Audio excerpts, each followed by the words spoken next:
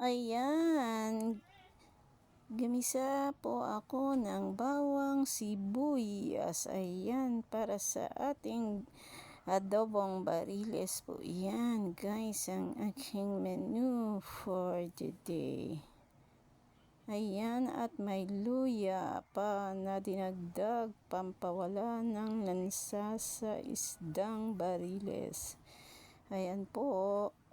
Nilunod ko na ang bariles na isda at hinaluan ng soy sauce, pampalasa sa adobo. Ayan, hinalo-halo po natin para sa pampalasang masarap. Ayan. At pakuluan muna natin maya-maya at lalagyan ng tubig para malaga siya ng maayos. Yummy! Ayan, thanks for watching guys.